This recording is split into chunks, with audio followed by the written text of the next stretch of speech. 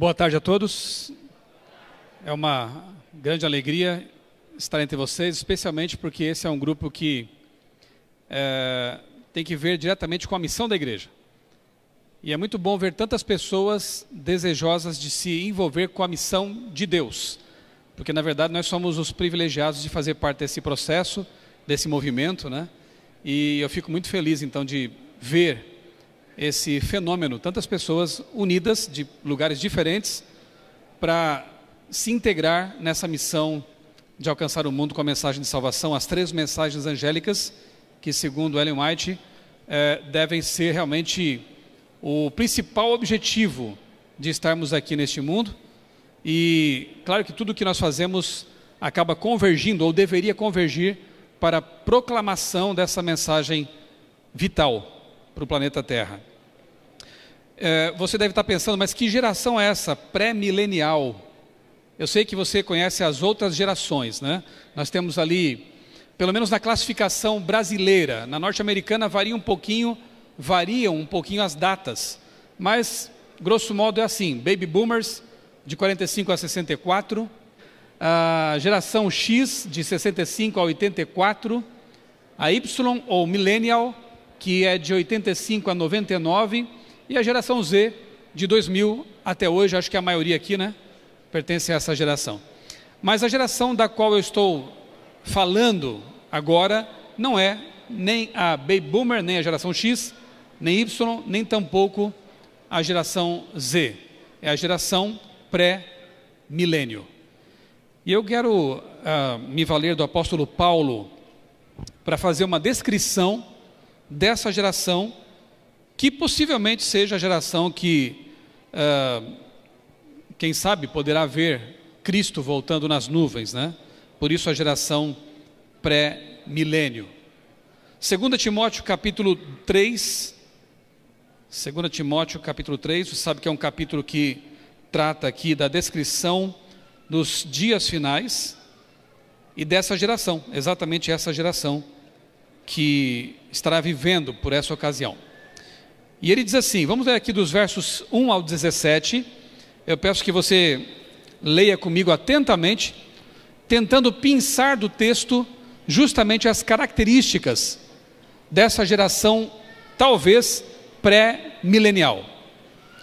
Ele vai falar também do povo remanescente aqui, do povo de Deus que deve salvar essa outra categoria de pessoas.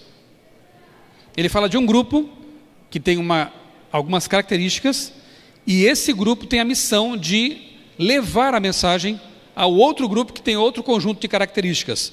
E o que eu peço que você faça agora é, ao lermos atentamente o texto, perceber quais são as características de cada grupo. Paulo diz assim: sabe, porém, isto, nos últimos dias sobrevirão tempos difíceis, pois os homens serão egoístas, avarentos, jactanciosos, arrogantes, blasfemadores, desobedientes aos pais, ingratos, irreverentes, desafeiçoados, implacáveis, caluniadores, sem domínio de si, cruéis, inimigos do bem, traidores, atrevidos, enfatuados, mais amigos dos prazeres que amigos de Deus, tendo forma de piedade, negando-lhe, entretanto, o poder. Foge também destes, num sentido, no outro, vá até eles, né? Foge dessas práticas, enfim. Pois entre estes se encontram os que penetram sorrateiramente nas casas e conseguem cativar mulherinhas sobrecarregadas de pecados, conduzidas de várias paixões, que aprendem sempre e jamais podem chegar ao conhecimento da verdade. E do modo porque Janes e Jambres resistiram a Moisés, também estes resistem à verdade.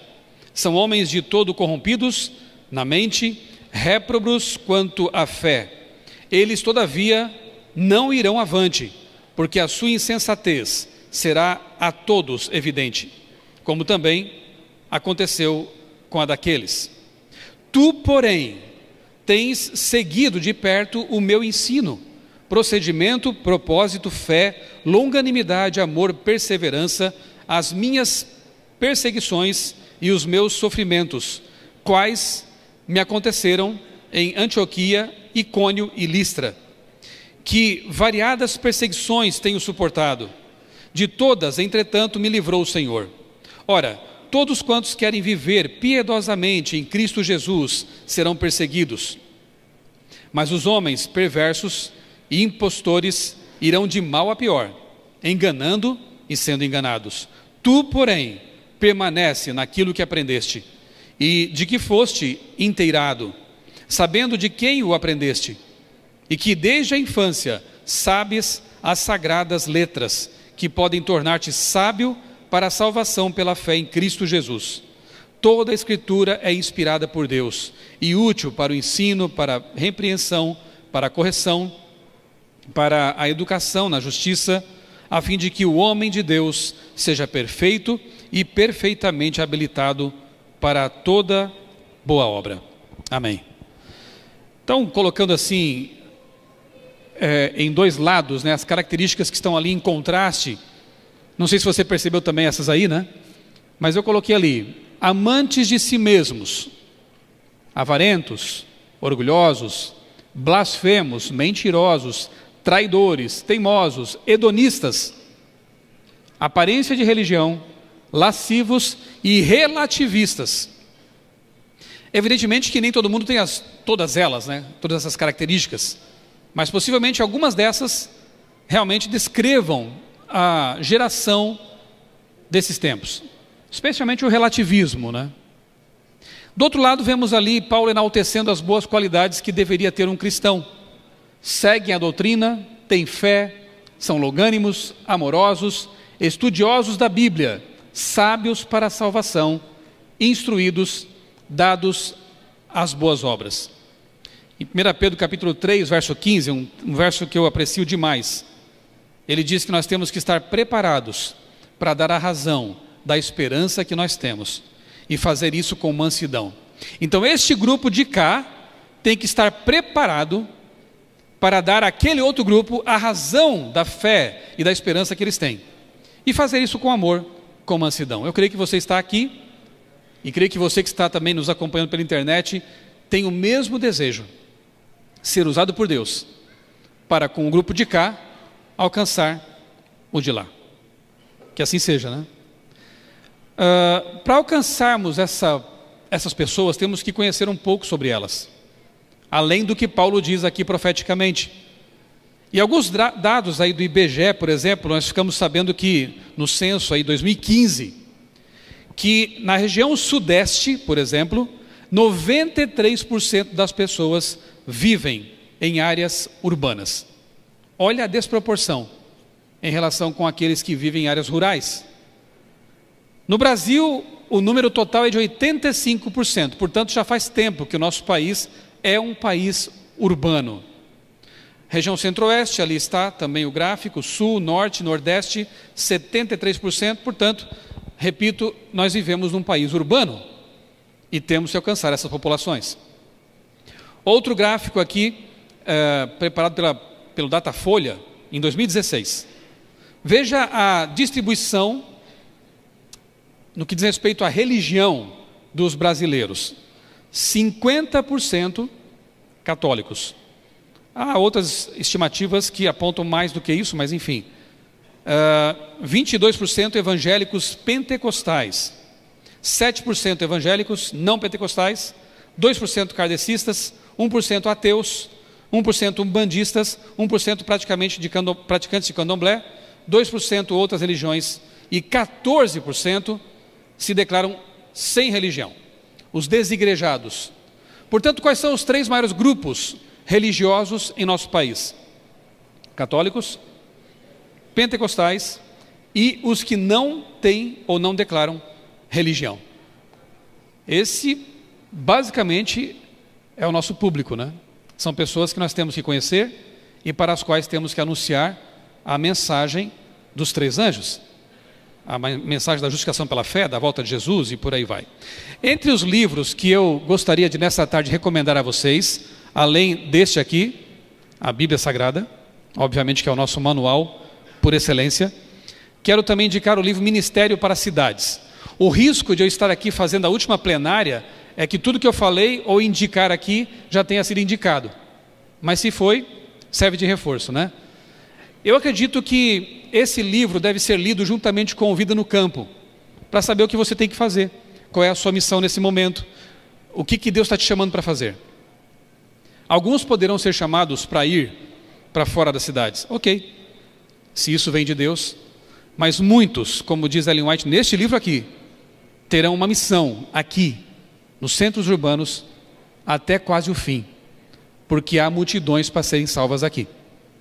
Antes que a coisa piore totalmente, porque será feia a situação nos centros urbanos, como ela também diz aqui, nós temos um tempo de graça concedido por Deus para que possamos alcançar as pessoas que estão aqui, aglomeradas, próximas de nós, quase que peixes pulando no barco, na rede.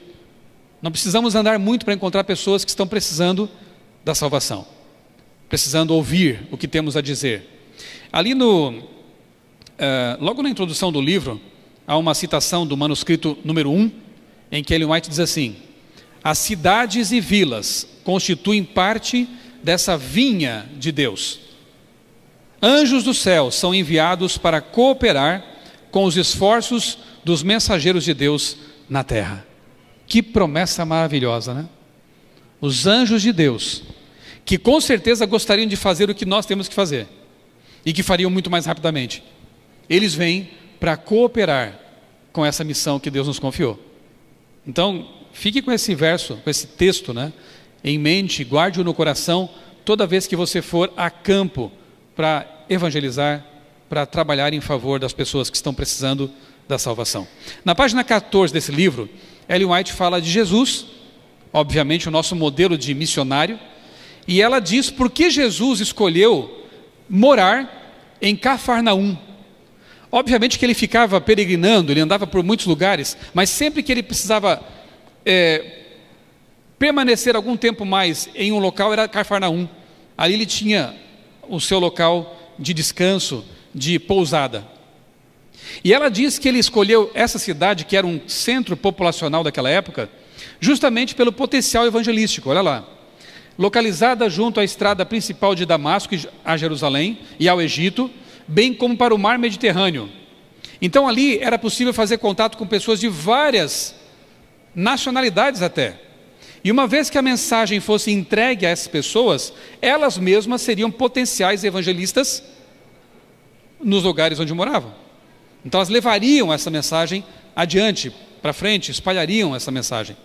Jesus sabe o que é a missão urbana, porque ele viveu numa cidade urbanizada, cosmopolita, e certamente aproveitou muito bem as oportunidades que havia ali naquele local. Ellen White fala também de Paulo em Atenas, um texto que eu gosto demais. Na página 17 ela descreve a passagem de Paulo por lá e mostra como ele usou como gancho, uma expressão que vem do jornalismo, né? Gancho é aquele elemento que você usa para atrair a atenção de alguém. Um gancho cultural nesse caso. O que Paulo usou lá em Atenas para tentar atrair a atenção de pessoas que não estavam nem aí para a Bíblia, nem conheciam a Bíblia, e muito menos o Deus dos judeus? Quando Paulo estava nas sinagogas com os judeus, ele usava as escrituras, porque era um elemento comum. Mas em Atenas, a pagã Atenas dos gregos, não tinha como ele começar pelas escrituras. E ele começa por um elemento cultural da cidade: o Deus desconhecido. Aquele altar vazio que os gregos adoravam para não correr o risco de deixar algum deus de fora do panteão. Então estava lá o Deus desconhecido. E Paulo demonstra algum conhecimento da literatura grega, da cultura grega. Porém, aqui cabe talvez um grande porém, ele não se demora nesses elementos. Contextualização tem limites, né? Há pessoas que gostam tanto de contextualizar que esquecem de voltar para o principal, que é a palavra de Deus. E ela diz que Paulo levou a mente de seus ouvintes idólatras para além dos limites de sua falsa religião, para uma visão certa da divindade. Ele se demora muito mais nos aspectos doutrinários corretos, tentando levar sua audiência no Areópago para o conhecimento de Deus e da palavra dele. É um sermão criacionista, na verdade, porque ele fala do Deus Criador. Então fique aí talvez uma advertência para nós, né? Que nós possamos realmente, com bom senso e com sabedoria que vem do alto, usar sim elementos culturais como ganchos, mas com muito cuidado. Vamos aí agora sair vestidos de Homem-Aranha, pulando de prédio em prédio, né? Para atrair as pessoas, ou quem sabe ridicularizar a mensagem. Não é esse o caso. Nós temos que ter dignidade, como Jesus e Paulo demonstraram. Jesus usou parábolas que contextualizaram a mensagem, mas, repito, como gancho para atrair a atenção, e depois vem com as verdades eternas. Repito, isso tem que ser feito com muita sabedoria. Temos que ter muita comunhão com Deus para que Ele nos mostre a forma, as maneiras adequadas, corretas, sensatas e dignas para fazer esse tipo de trabalho. Mas que façamos. Paulo fez, Jesus fez, outros fizeram e tiveram um sucesso, porque ao atrair a atenção, cativar o interesse, eles puderam então pregar com muito mais eficácia. Eu gosto de pensar também, Ellen White não menciona esse caso aqui no livro, mas eu gosto de pensar em Jonas em Nínive, né? Jonas capítulo 4, verso 11, que texto cheio de carinho. Ali Deus está falando com o seu profeta e dizendo: não hei eu de ter compaixão da grande cidade de Nínive, em que estão mais de 120 mil homens, que não sabem discernir entre a sua mão direita e a sua mão esquerda, e também muitos animais? Olha que texto lindo, é Deus na missão. Jonas, será que eu não vou ter compaixão dessa grande cidade? Ele menciona até os animais. Você vê que Deus ele tem um carinho especial, tanto por seres humanos, quanto até pelos seres ditos não racionais. Jonas, eu amo essas pessoas, eu as vi nascer, eu as vi crescer, conheço cada uma delas. Jonas pregou de um modo até talvez não muito animado, né? Mas mesmo assim, o sucesso ali foi de 100%. Toda a cidade se converteu. Que evangelismo, né? Uma grande cidade, uma metrópole, uma capital do Império Assírio, alcançada por Deus. A ideia da missão urbana é antiga, você percebe? E temos que trabalhar por essas pessoas. Na página 29, Ellen White comenta alguma coisa a respeito da pregação em centros urbanos, e eu quero ler aqui para vocês o que ela escreveu a respeito disso. E vejam se não é um retrato do que vivemos hoje. Satanás está ativamente em operação em nossas cidades populosas. Sua obra é observada na confusão, na luta e discórdia entre o capital e o trabalho, bem como na hipocrisia que penetrou nas igrejas. Para que as pessoas não tenham tempo para meditação, Satanás as leva para uma rotina de frivolidades e busca de prazeres, de comidas e bebidas. Enche-as de ambição, de se exibirem para que se exaltem. Passo a passo, o mundo está ficando nas condições que reinavam nos dias de Noé. Todo crime que se possa imaginar é cometido. A concupiscência da carne, a soberba dos olhos, a ostentação do egoísmo, o abuso de poder, a crueldade e a força empregados para fazer com que os homens se liguem às confederações e sindicatos, atando a si mesmos em feixes para a queima dos grandes fogos dos últimos dias. Tudo isso é a operação de instrumentos satânicos. E a esse círculo de crime e de loucura o ser humano chama vida. Que paradoxo, não? Chamar isso de vida. O mundo que age como se não houvesse Deus, absorto em empreendimentos egoístas, cedo sofrerá repentina destruição e não escapará. Muitos continuam na descuidada satisfação própria, até que se tornam tão cansados da vida que se suicidam. Está acontecendo isso hoje? Danças, bebedeiras, o vício de fumar e a satisfação dos desejos sexuais levam os homens como bois para o matadouro instinto de rebanho, ó.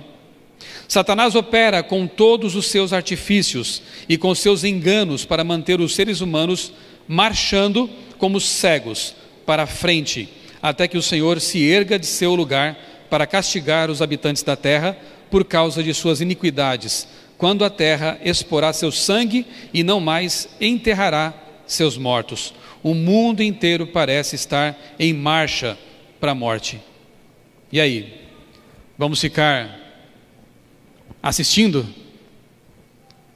os boizinhos se precipitando no abismo? Não podemos. E é por isso que estamos aqui. De alguma forma nós temos que libertar as pessoas desse tipo de, me perdoem a comparação, mas contextualizando, né? Matrix. Elas estão envolvidas nesse mundo de prazeres ilusórios, que no fim das contas não satisfazem, por isso há o vazio e muitos se suicidando. Nós temos que de alguma forma acordar as pessoas para a vida que realmente traz satisfação, para a simplicidade do Evangelho, para a pureza e beleza da família, para a saúde física e mental que a nossa mensagem traz. Nós temos que mostrar às pessoas uma vida melhor, uma vida de verdade. Porque segundo Ellen White, aquilo que elas chamam de vida é escravidão, não é vida. Portanto, ide e fazei discípulos de todas as nações, batizando-as em nome do Pai, do Filho e do Espírito Santo. Ellen White diz que essas palavras foram proferidas pelos lábios do próprio Cristo. A fórmula batismal trinitariana proferida por Jesus. Que cidade é essa aí na foto? Estamos ali. Ide as pessoas que estão nessa cidade, nesta cidade, em todas as cidades que pudermos alcançar, fazendo delas discípulos. Quero recomendar mais 2 livros para vocês. Além do Ministério para Cidades, Ellen White, este aqui, muito bom, A Verdade, Como Comunicar o Evangelho a um Mundo Pós-Moderno, editora Vida Nova. Muito bom esse livro. O Carson organizou, são vários autores, entre os quais, por exemplo, Ravi Zacarias, um ex-ateu filósofo, tem artigos aqui muito bons. E o outro, O Universo ao Lado, de James Sire. Esse livro faz uma proposta. O universo ali não é aquilo que a gente fala cosmos, né? É o universo da cosmovisão que está do nosso lado. Você está no trem, no ônibus, do seu lado tem um universo, em forma de pessoa. Aqui há muitos universos, embora nós compartilhemos a cosmovisão cristã, adventista, criacionista, mas há algumas variações de cosmovisão também, isso é natural, mas lá fora os universos são muito diferentes.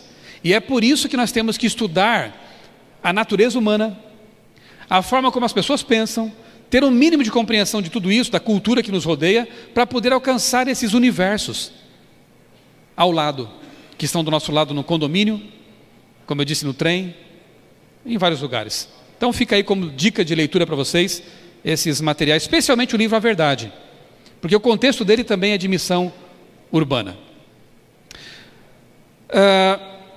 Eu entendo, irmãos, pelas profecias e pela forma como o mundo hoje se configura, que nós estamos vivendo de novo uma chamada plenitude dos tempos.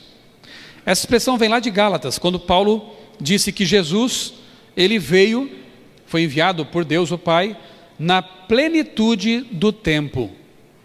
Por que Deus considerou o tempo em que Jesus nasceu como sendo a plenitude dos tempos, ou do tempo?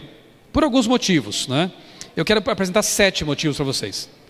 Primeiro deles, domínio mundial do Império Romano. Segundo, povos unificados, o que hoje nós chamamos de globalização, já naquele tempo. Terceiro, predomínio da cultura greco-romana e de uma língua universal, o grego koiné. Quarto, paz universal, ou seja, a pax romana, que conferia certa estabilidade ao império. Quinto, importância das cidades ou aglomerados e rotas populacionais que favoreciam o contato com pessoas e ideias. Elas se alastravam mais facilmente. Sexto, intercâmbio entre os vários povos, porque as estradas eram boas e seguras. Inclusive, as tropas romanas protegiam os carteiros, por exemplo. Então, as mensagens, os e-mails daquele tempo, né, podiam chegar com segurança ao destino. E sexto, claro, o cumprimento da profecia de Daniel 9. Agora, veja que interessante.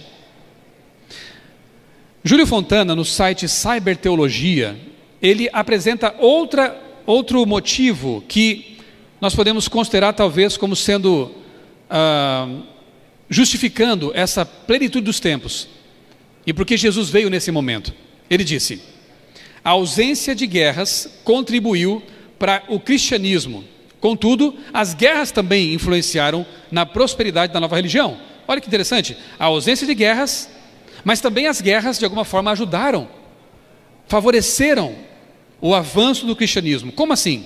As conquistas romanas levaram muitos povos à falta de fé em seus deuses, uma vez que eles não foram capazes de protegê-los dos romanos. Os romanos não tinham uma crença especial e somente adoravam o imperador, ficando os povos conquistados carentes espiritualmente, sendo deixados num vácuo espiritual que não era satisfeito pelas religiões de então. Que interessante, não? Globalização, acesso à informação, falta de fé, vazio espiritual. Isso parece com algum tempo que você conhece? Sim ou não? Não é o nosso tempo? Eu vou repetir. Globalização, acesso fácil à informação. No celular você encontra muito mais informação do que uma pessoa no começo do século XX, num jornal. Talvez tudo que uma pessoa tivesse de informação durante uma vida, no começo do século XX, se resumisse a um jornal. Hoje você tem bilhões de bits de informação de qualquer parte do mundo no alcance de um telefone celular, do dedo. Não é incrível? Falta de fé genuína, vazio espiritual, é o nosso mundo, de novo. Estamos vivendo de novo na nova, ou melhor, estamos vivendo agora a nova plenitude dos tempos. Assim eu penso, pelo menos, né? A invenção dos modernos meios de comunicação, com destaque para a internet, o desenvolvimento das tecnologias relacionadas à web, bem como a facilidade de disseminação de conteúdos, eu creio, apontam para uma nova plenitude dos tempos. Veja alguns dados aqui que você deve conhecer bem também, né? Crescimentos, né, da rede mundial, a aldeia global. Em 95, o número de usuários da rede da internet chegava a 45 milhões. Até 2000, esse número já havia alcançado 420 milhões. Em 2005, a quantidade de usuários da rede ultrapassava a marca de 1 bilhão. Em 2011, o total de usuários ultrapassou a marca de 2 bilhões. Mais de 90% dos jovens com idade entre 12 e 17 anos usam a internet. Esses já são dados um pouquinho desatualizados. É mais de 90%, com certeza, né? Um desafio que nós temos, então, diante desse cenário todo, dessa geração pré-milênio, de um mundo que novamente se configura como estando na plenitude dos tempos, é a seguinte: segundo o Global Entertainment and Media Outlook, a internet será a mídia que mais crescerá, e já está sendo, com uma média anual de 13% de avanço. O diretor da consultoria Gartner, Brian Blau, diz que a nova geração de consumidores, aqui está o desafio, é incansável e tem uma janela muito curta de atenção. É preciso muita criatividade para criar impacto significativo. Essa geração, ela tem uma janela curta de atenção, ou seja, você tem que ter algo muito chamativo, realmente, para captar a atenção de quem está sendo disputado por tantas mídias, por tantos conteúdos. Esse é um desafio tremendo, mas não é novo. E a fórmula já é antiga, estava na Bíblia o tempo todo. Pode ser que eu esteja descontextualizando um pouquinho aqui esse texto, né? Mas forçando um pouquinho aqui a interpretação, Abacuque 2:2, olha que interessante. O Senhor me respondeu e disse: escreve a visão, grava sobre tábuas, puxa, tablets, para que possa ler até quem passa correndo. Não é o nosso mundo hoje? Na tradução, nova tradução linguagem de hoje, o texto está assim: o Senhor Deus disse, escreva em tábuas. Eu vou forçar um pouquinho, colocar ali jornal, folheto, site, livros, blogs, né? Escreva. A visão que que você vai ter. Escreva com clareza o que eu vou lhe mostrar, para que possa ser lido com facilidade. Aí está o nosso desafio. Apresentar uma mensagem que é o Evangelho eterno, mas com uma roupagem, uma apresentação adequada a essa nova geração. Eu tenho a fórmula pronta? Não. Não existe. Existem realidades diferentes, existem pessoas diferentes, criatividades diferentes, mas existem pessoas e criatividade. Isso a gente tem que usar, né? O livro Outro Poder, também de Ellen White, é um livro que para nós editores, na CPB, pessoal do Novo Tempo também, é um manual de instruções para nós, da área de comunicação. Ela diz que o nosso objetivo é atrair a atenção das pessoas para as verdades vivas da palavra de Deus. Percebeu qual é o nosso objetivo? Usar ganchos para atrair as pessoas. Outro texto do mesmo livro. Nossos periódicos, sites, enfim, os meios que você puder imaginar, devem sair repletos de verdade que apresente interesse vital e espiritual para o povo. Compete a nossas publicações, página escrita, se for em plataforma virtual ou de papel, tanto faz. Compete a nossas publicações a mais sagrada obra de tornar clara, compreensível e simples a base espiritual da nossa fé. Quais as características que ela aponta aí? Clara, compreensível e simples. Nós temos que descomplicar então. Abandonar alguns jargões, como adventistês. Conhece essa língua? Adventistês? Porta da Graça, chuva serôdia. O que mais? Pena inspirada. Pena inspirada? Hoje nem usa mais caneta, é teclado. Tinha que ser teclado inspirado, né? Então são expressões que nós podemos traduzir nas igrejas, em nossos impressos, né? Para que as pessoas possam compreender. Na CPB nós abolimos o uso da palavra alma, porque no contexto brasileiro, tão impregnado de espiritualismo, ela causa ruídos. Almas são pessoas, então escreva pessoas, né? E por aí vai. Nós temos que descomplicar, traduzir. A janela de atenção dos nossos destinatários da mensagem ela é muito curta. Se você usar um jargão incompreensível, aí sim que você não capta, né? Eles vão embora. Essa geração não fica muito tempo ali não. Clareza, compreensibilidade, simplicidade deveriam ser a marca da nossa pregação. Qual o alvo? Está lá. A escrita, lembre-se de que os meios são variados, né? Deve ser usada como meio de semear a semente para a vida eterna. Meios rápidos e novas tecnologias que Deus nos colocou na mão para ser usados. Olha que incrível. Há mais de um século, ela escreveu o seguinte: Deus dotou os seres humanos de talentos e capacidade inventiva, a fim de que seja efetuada a sua grande obra em nosso mundo. As invenções da mente humana parecem proceder da humanidade, mas Deus está atrás de tudo isso.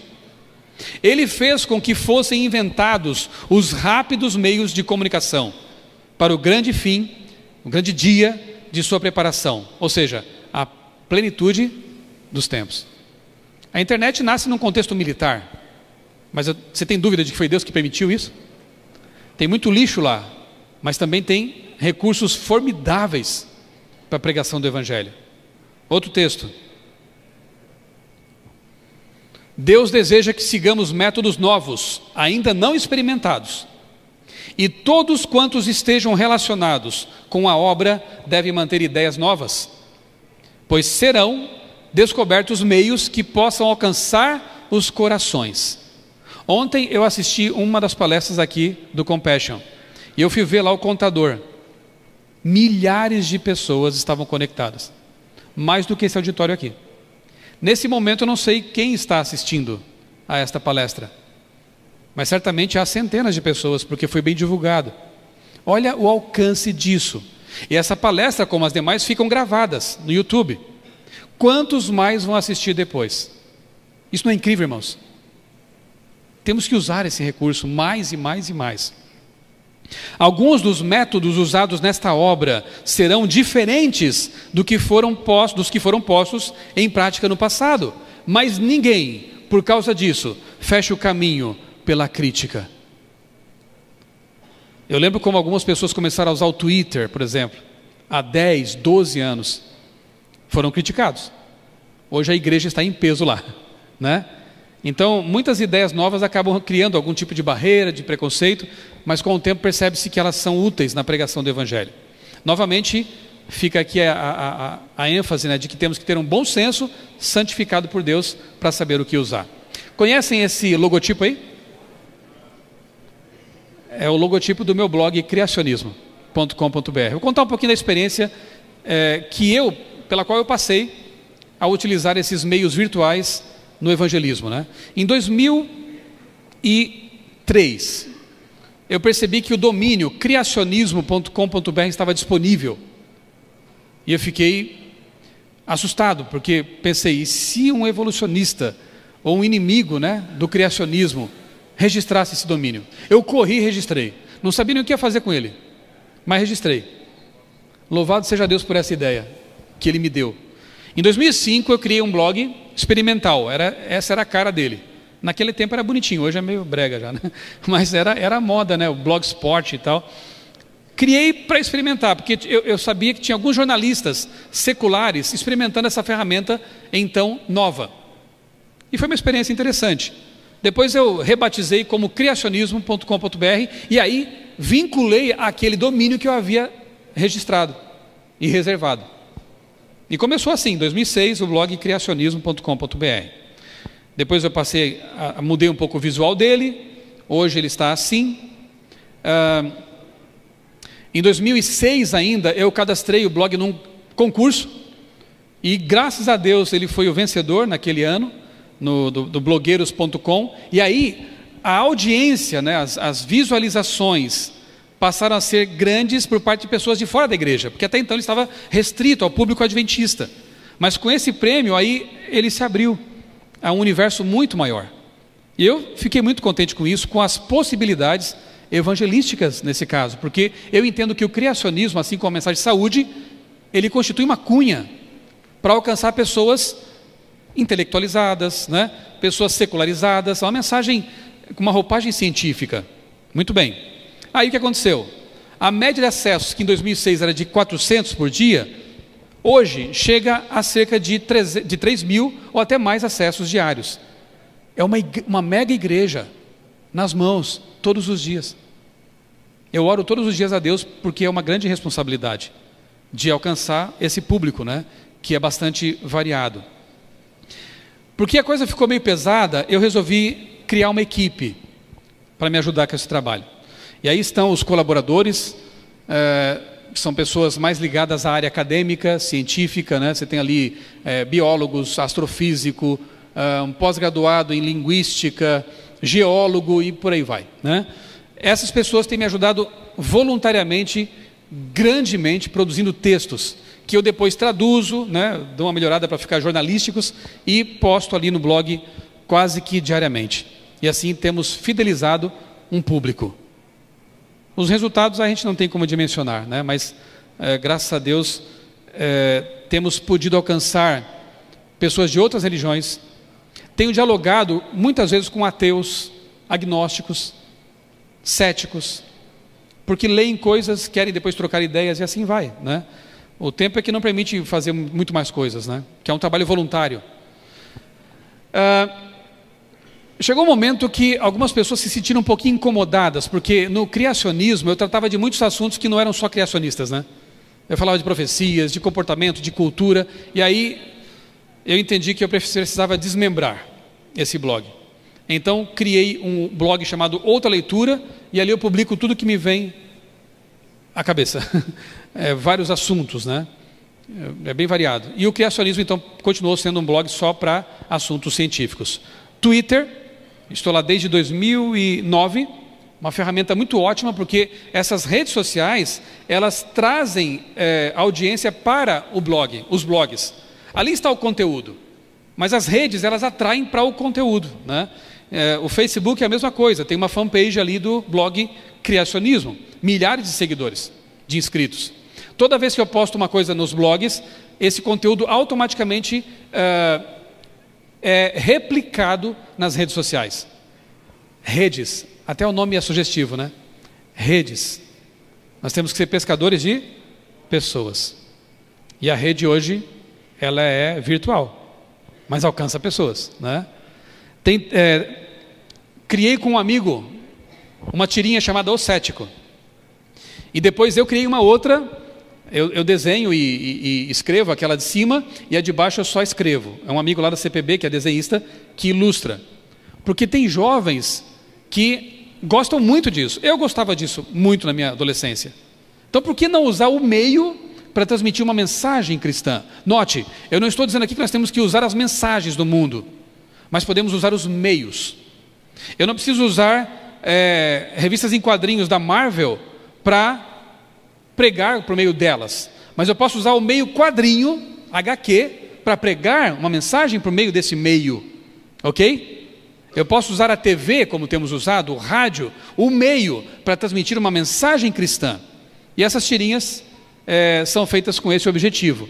Isso aqui é a essência de Abacuque 2. Transmita a mensagem para que possa ler quem passa correndo. Não é fácil você resumir todo um conceito em 3 quadrinhos, 4, 5 que seja, né? É o suprassumo da síntese, mas é possível fazer. Textos em blogs têm que ser geralmente mais curtos, ir ao ponto, porque os nossos leitores têm uma janela curta de atenção. E nós temos que escrever para quem passa correndo, especialmente nesses grandes centros, em que as pessoas não têm tempo mesmo. Aí o alcance mundial desse trabalho, louvado seja Deus por isso. Uma experiência mais ou menos nova, canal no YouTube, e graças a Deus também tem tido um bom resultado. Eu gravo ali no horário do meu almoço, o corredor ficou vazio, coloco lá o celular, ponho um fundo preto, gravo em 10 minutos.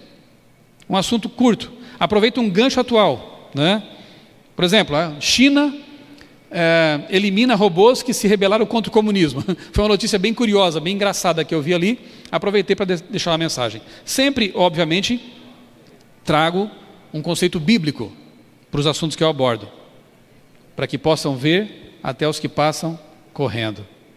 Se alguém não é alcançado pela tirinha de quadrinhos, se alguém não é alcançado pelo Facebook, se alguém não é alcançado pelo blog, talvez um vídeo chegue lá.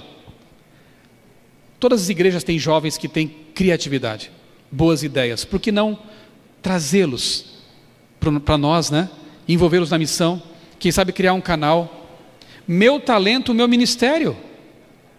Quando eu me formei em jornalismo, eu disse para Deus, eu quero usar todo o meu conhecimento, adquirido nesses 4 anos de faculdade, as aptidões que o Senhor me deu, para a missão. Eu sou fruto de estudos bíblicos. Eu me converti com 18, 19 anos. E eu vim para essa igreja entusiasmado, com paixão pela missão. Então nós temos que usar tudo que nós temos. Foco na missão, sempre. Tudo que fazemos, produzimos, deve ter esse objetivo. E você pode fazer a mesma coisa. É só descobrir o que você gosta de fazer e envolver isso na missão. É culinária? Use. É desenho? Use. É corte e costura? Use. Dá para fazer. Até tirinha dá para fazer, você percebeu? Né? Nós vivemos um tempo que pode ser chamado de o tempo da morte da distância. Eu gostei muito desse artigo publicado na revista Ministry. Isso foi no ano de 2007. Faz um tempinho já. É um pastor que descobriu, naquela época, 1 ano depois de mim, a ferramenta blog. E estava entusiasmado.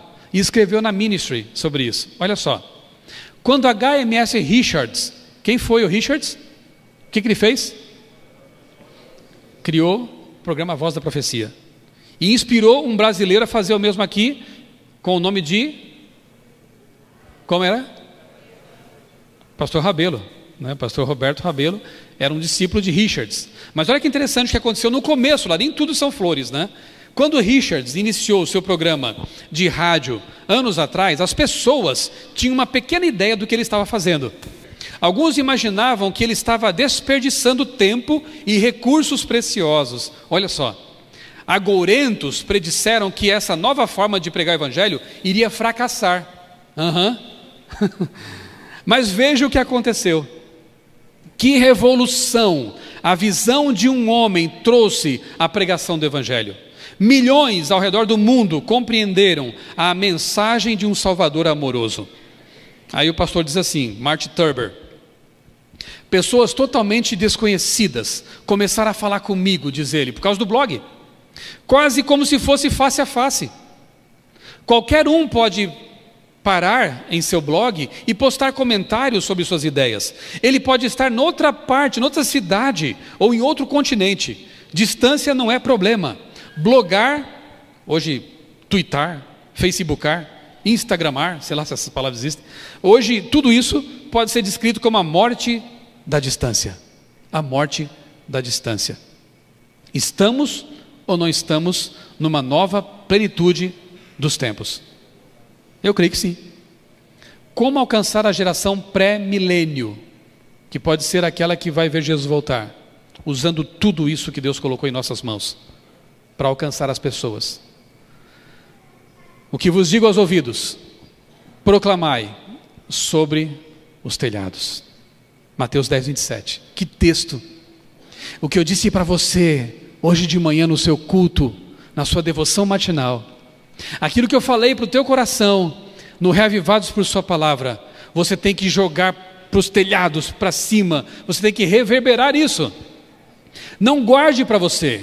O que eu falei no seu ouvido, lá no seu coração, você tem que gritar a plenos pulmões para as pessoas que estão aí ao seu redor. Esse texto é muito importante. Eu falei de internet, falei de rádio, falei de TV, falei de impressos. Mas, irmãos, eu não posso encerrar sem voltar ao instrumento, à mídia mais importante. Você sabe quem é? Você. Sou eu. Eu repito, quando eu me tornei adventista, eu tomei a decisão de ser missionário. Tanto é assim que quando eu comecei a orar por uma esposa, eu coloquei para Deus assim: eu quero uma missionária. Eu quero que seja adventista, que seja bonita, claro, mas também, o mais importante, Senhor, eu quero que seja missionária. E Deus me deu. A minha esposa, desde que namorávamos, nos tornamos uma dupla missionária. E sabe, é tão interessante porque nós estamos todo o tempo dando estudos bíblicos. Pelo menos para uma família, para um casal, para um jovem.